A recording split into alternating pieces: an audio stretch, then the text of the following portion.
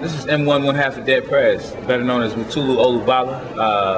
I function as many roles and functions in many different organizations. One is the Minister of Culture of the Prisoners of Conscience Committee. I am one of the founders of GAME, the Grassroots Artist Movement. I've been a community organizer for as many years as our movement would have let me allow.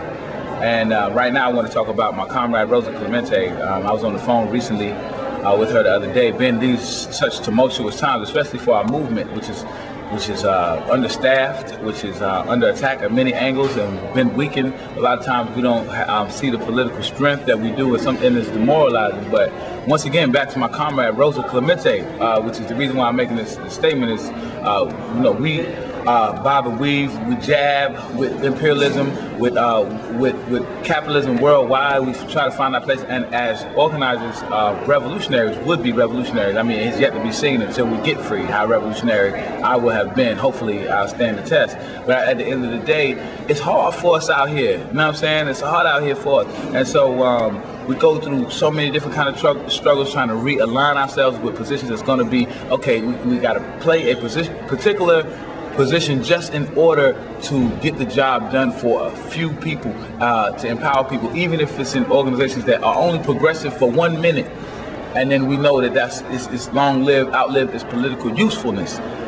So that's been the kind of way we're doing. Hip hop has been that way for me, and through Rosa, it's been many kind of organizations, none that I could name. I'll let her name them, but I just know because our struggles are the same. We go around and talk to the people on the college campuses in our community. But all that aside, Rosa Clemente called me the other day and told me that she had been asked to become the vice president for Cynthia McKinney's run for the office of President of the United States of America under the Green Party, which is an understated party with a very significant following and of high importance because of the ability for it to be able to recognize not only the work of Cynthia McKinney, but allow that to have the reign to reach back around and connect with Rosa Clemente, Afro-Boricua, if you want to call it.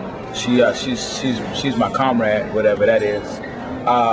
Woman of power, experienced cadre, totally relative to the youth, anointed by hip hop, accountable to our movement as a running mate for her campaign. I think it made me jump up and down. And I want to say that moment, I'll always remember it. I was in my front yard in Houston, Texas, and I remember thinking about it as it rolled off her tongue. I was like, wow, okay, she got a new thing going on, And then I was like, wow, you could potentially be, if this were particularly the greatest set of circumstances, you could particularly be in the greatest position to help formulate policy, national policy for the world.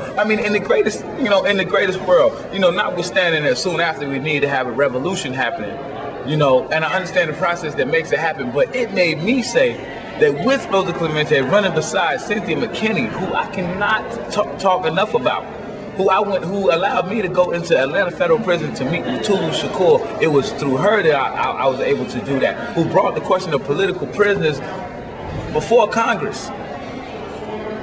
I said, man, this would be the greatest opportunity. I haven't voted for an American president or any kind of president. I've done some local work in Chicago and some local work in Florida to push a revolutionary agenda, but I've never voted for a U.S. American president, one of these in this bourgeois process.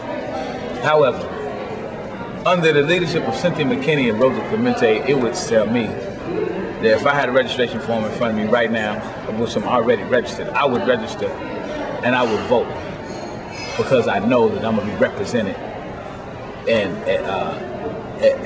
the course of this run to take the seat of imperialism and turn it into the seat of justice.